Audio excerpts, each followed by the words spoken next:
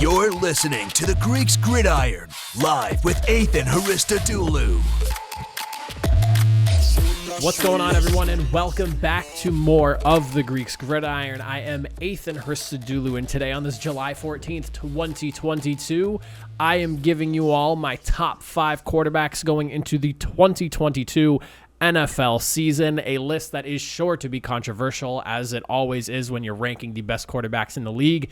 I don't really think you can find a couple of people to really agree on things, whether it's for small reasons or not.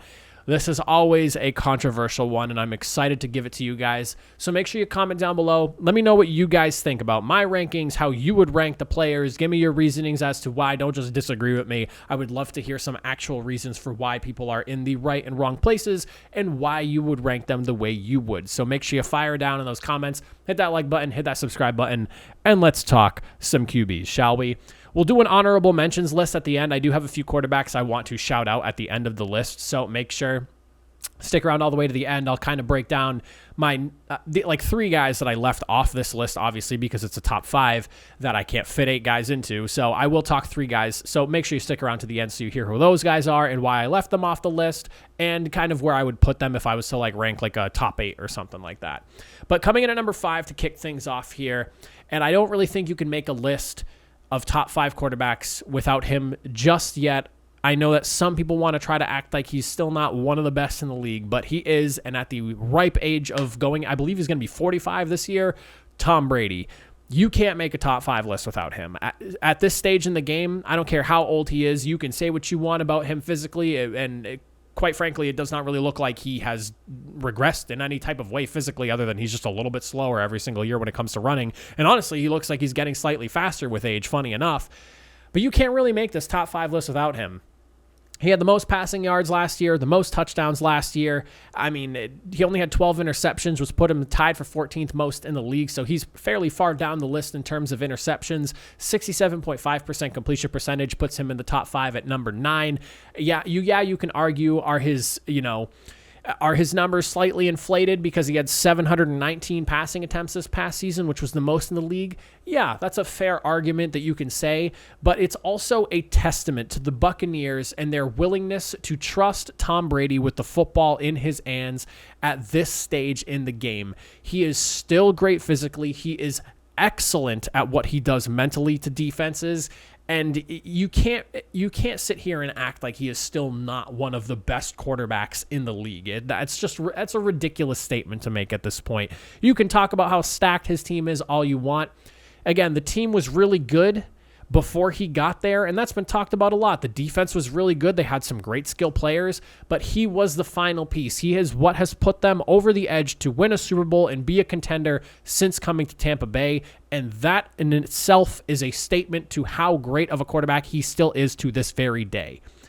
When you look at some of the advanced statistics here, big-time throws, people say, oh, he's old, he can't throw. 44, according to PFF. That's their metric for essentially rating just very high risk but also highly rewarded throws. 44, which was tied for second in the league.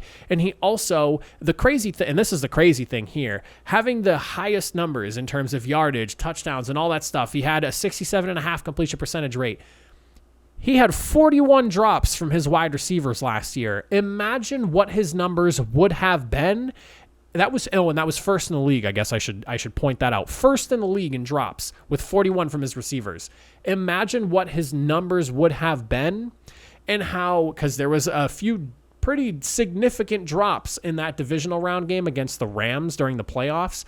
Imagine, 1, what his numbers would have been, and 2, the end result of that Rams-Buccaneers game had some untimely drops not been committed by Brady's wide receivers. He is one of the best at what he does, and sometimes the only thing holding him back is errors made by other players on the field. I can't make a top 5 list without Brady, so I had to put him in at least at number 5. Coming in at number 4, Super Bowl champion, quarterback of the Rams. Again, another guy that does not get the love he deserves because he was on the Lions for so long, and I find it comical that people try to say that the only reason he's successful now is because he's on the Rams, when he was dragging that Lions team to 9-7, 10-win seasons, even an 11-win season. The fact that he was able to do that for the Detroit Lions in and of itself is a testament to how good of a quarterback he is. His best season when the Lions went 10-6, he had 41 passing touchdowns. He had, like 5,000 and I think 49 yards or something like that. I mean, one of the best seasons he had with the Lions was arguably just as good as the season he had this year in a 17-game season. Stafford has been good his entire career, and he has been arguably a top 5 quarterback for quite a long stretch of his career, at least the last handful of years, but he does not get the credit because he was on the Lions every year prior to that. 4,800 yards, third best in the league. He had 41 touchdowns, second behind only Brady. He did have 17 interceptions. I'm not going to sit there and ignore that. That was the most in the league. However, he is a gunslinger. He's a high risk taker, high reward maker.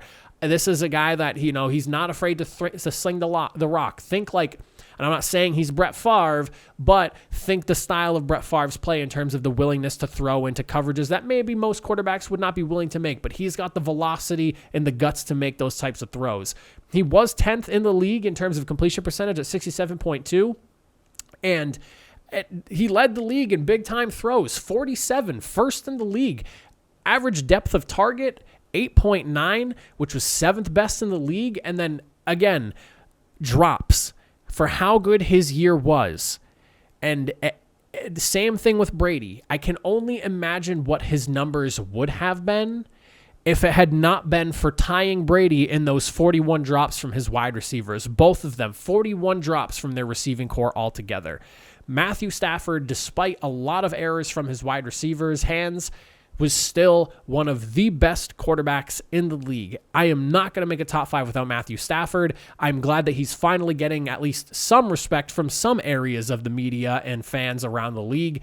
But I will say this. I find it hilarious that people will sit there in a never-ending circle of discredit between him and Cooper Kupp. When you want to talk about Cooper Kupp, he was only this good because he has Matthew Stafford throwing him the football now, and he's a great quarterback. But then you go around the circle, and it's like, you say, yeah, well, then Matthew Stafford's great. Oh, no, he's only that good because he has Cooper Kupp as his wide receiver. Then what is it? What's the force here that's driving this? It's because both players are amazing at what they do and are some of the best at what they do. And when you put two of those players together, you get the production that both Cooper Kupp and Matthew Stafford put together last season, which resulted in a Super Bowl championship. Coming in at number 3, and I gave him a slight edge over Matthew Stafford. I almost gave Stafford the number 3 spot, but I couldn't give Josh Allen the number 4 spot, only because he is so effective with his legs, and Matthew Stafford does not really do a ton when it comes to the running game himself. And that has become a big piece of the quarterback position this day and age. Now, Josh Allen, you could say what you want. Completion percentage wasn't great this year, 63.3%, 24th in the league. Not necessarily the prettiest number for somebody who's in the top 5 here, but he did have 4,400 passing yards. He was 8th in the league there. He had 36 touchdowns, which put him at 7th. He did have 15 interceptions, which was 4th most in the league. So again, and he's another one of those gunslinging, high-risk, high-reward type guys, so you'll get those kinds of numbers, but it's what he can also do on the ground that makes him so damn good. 763 yards. He had 6 rushing touchdowns to go with it as well. This is a guy who can kill you with his arm or with his legs at any given moment, and he's an excellent decision maker at deciding which to use in the right moment. You watch the dismantling of the New England Patriots defense in that playoff game, and the dismantling of the Chiefs defense during their playoff game, and obviously, the game did not end in Josh Allen's favor, but he did so much in that game and won that game. And if it was not for his sand sieve of a defense and that final 13 seconds of the fourth quarter, Josh Allen is playing in the AFC Championship game against the Bengals and not Patrick Mahomes. He had 44 big-time throws this year, which tied him for second best in the league, and his average depth of target was a whopping 9.1 yards per target there, 6th best in the league. Josh Allen does everything so well. He's a great decision maker. Again, he can kill you on the ground. He can kill you through the air and has the biggest arm. At one point, I would have said it was Matthew Stafford, but he is aging out a little bit here. I think the edge now goes to Josh Allen. He's got the biggest arm in the game right now, even better than who I have ranked at number 2. And the reason I have him at number 2 is because I don't think he has quite eclipsed my number 1 guy yet. But at number 2, I have the Kansas City Chiefs quarterback, Patrick Mahomes. Now, for all the criticism he got last season for, the turnovers and, having a down year per se, his down year was what some quarterbacks would kill for as their best career year. 4,839 yards, put him at 4th best in the league. 37 touchdowns, tied him for 4th in the league. He had 13 interceptions, and we're going to circle back to that in a second. Tied him for 9th, not necessarily the greatest number, and completed 66.3% of his completions, tied for 16th in the league. Now, he also had 381 yards on the ground, good with his legs, couple of rushing touchdowns to go with it. The biggest thing that was striking to me when I was putting together this list and pulling together some of the advanced numbers here, we talked about adjusted completion percentage a little bit ago for Tom Brady. If you look at what Patrick Mahomes' completion percentage should have been, he had 36 drops from his receiving core, 5th worst in the league. His adjusted completion percentage, I just told you his actual completion percentage was 66.3. His adjusted, without those drops, would have been 79.2%, which would have put him at 2nd best in the league behind only Joe Burrow. When you were watching Patrick Mahomes, especially in that first half of the season, yeah, there were some bad throws he made. Don't get me wrong. I'm not going to sit here and say all 13 of his picks were his wide receiver's fault. But there was probably 6 or 7 of those interceptions that were literally bouncing off of the hands of receivers right into defenders' hands. It was incredible to watch. It was unbelievable to watch. And it felt like there was some sort of curse on the Kansas City Chiefs. But Patrick Mahomes, at this stage in the game, has evolved to he's the complete package. Arm strength. He can make you move. He can make you miss with his legs if he needs to, but he relies on his arm more than anything else, like a pocket passing quarterback would. He elevates players around him. Tyreek Hill is now gone, so he does have a tall task in seeing who he can elevate. Juju Smith-Schuster being a guy. If Travis Kelce can continue being one of the best tight ends in the league ever. There's just so much that Patrick Mahomes does when it comes to orchestrating this offense in KC. I'm excited to see him get an opportunity now without Tyreek Hill to elevate even more talent around him, because he has made some wide receivers that we all thought were better than they actually were look much better than they actually are. He is an elevator, and that's not something that a lot of players can do. Josh Allen's another guy. Brady's another guy. Stafford, I would say, is another guy. Everyone on this list is an elevator, but Patrick Mahomes, he's in that upper echelon group of he can really elevate other players' games because of his accuracy and his ability to make massive throws in windows that you wouldn't normally see quarterbacks testing because of his arm strength. He is a guy, and it would be impossible for me to leave him out of the top 3, and I think he is one of the best and arguably maybe even the best quarterback in the league. But he sits behind my number 1 guy, and if you've been watching this list at this point, like I said, there's honorable mentions we're going to talk about in a minute. But coming in at number 1, I think he still holds that top spot by a few hairs, but he still holds that top spot. The most efficient quarterback and arguably the most talented quarterback to have ever thrown a football. Got to go with Aaron Rodgers. There's no way. Back-to-back MVPs. You can say what you want about Brady maybe deserving that MVP last year. What he did with the limited number of attempts compared to what Tom Brady was doing, the efficiency, the way he protects the football is unbelievable. His completion percentage, 68.9%, 3rd best in the league. 4 interceptions, best amongst the top quarterbacks on this list here, and against pretty much everyone in the league. I think a few people had a couple less than him with that minimum 200 dropbacks that I listed there, but ultimately, 4 interceptions compared to a guy who maybe threw 300 passes and had 3 interceptions, far more impressive.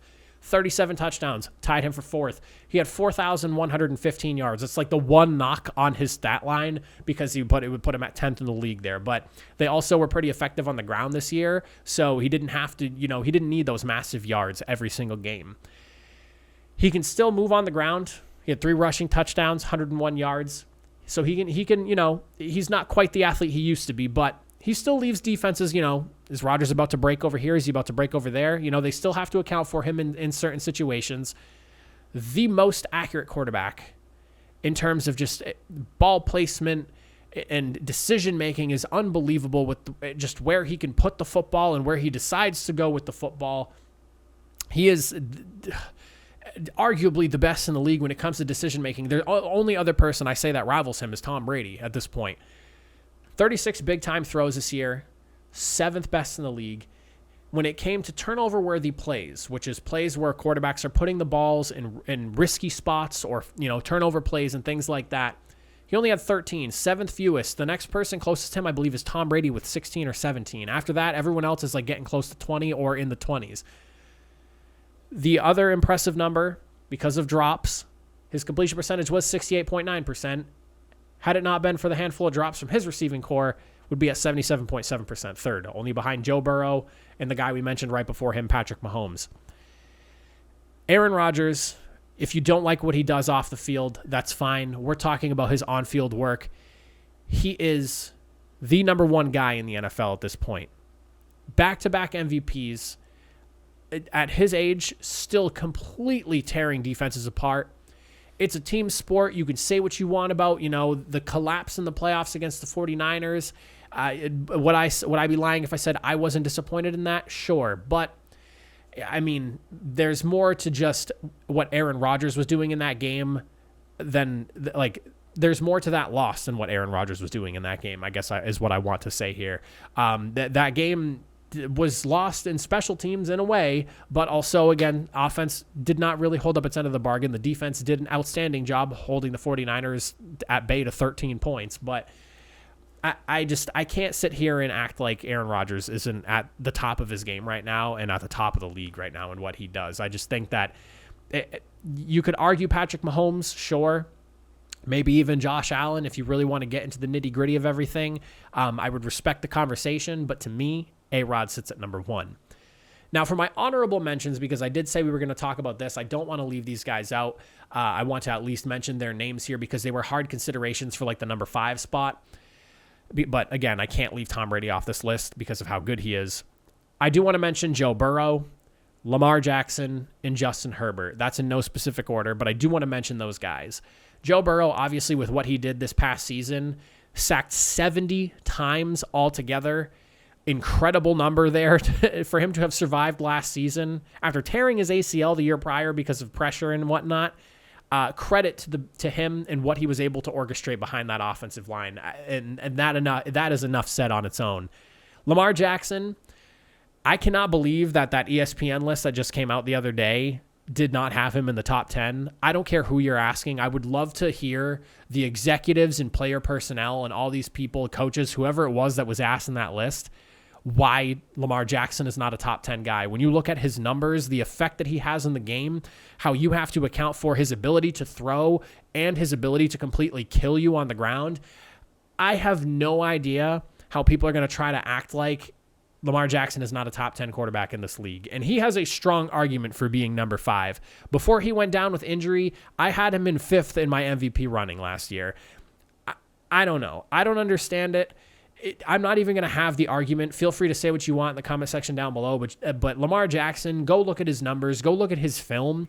He is not a running back who throws the football. I think that is an absolute asinine take. Lamar Jackson is as good as they come.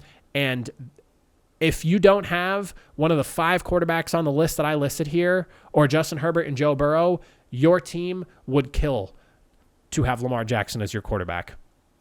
And then Justin Herbert, of course, the 65-yard touchdown pass enough says enough on its own against the Giants. I mean, he's just so talented at what he does. He's so great at what he does, and I'm loving watching his progression as a pro, and I can't wait to see his second year in Brandon Staley's system, because last year really felt like it opened things up for him, and I think having a whole season in it now, things are the only trending upward at this point. Should be a really good year for the Chargers. Justin Burrow, great on his own. If I was to rank these three guys behind my top 5, I'd probably go Lamar Jackson 6, Joe Burrow 7, Justin Herbert 8. And the reason I have Herbert at 8, right below Joe Burrow, despite the fact that Burrow only has like one real excellent season behind him right now, I cannot discredit what he was able to do behind that Bengals offensive line. I understand he has great skill talent around him, but so does Justin Herbert. But the offensive line in Cincy was awful in pass protection. And for Joe Burrow to will that team to the Super Bowl the way he did, I cannot discredit that by not having him right above Justin Herbert. I still think Justin Herbert is an excellent talent. I don't mean to disrespect him. And again, Lamar Jackson, the way I just spoke of him, I think helps you understand why I would have him at number 6. I think he is an absolute game breaker, and I find it comical that he got left off that ESPN list. That makes no sense to me. But that is my my top 5 for quarterbacks going into the 2022 season. Again, let me know in the comment section down below. How would you rank these guys? What are your thoughts? What do you agree and disagree with? Lamar Jackson's a top 10 quarterback, though. I'm not having that conversation with you. So if you want to argue about that, argue with a wall. I appreciate y'all for watching. I will see you guys next time. Have a good one.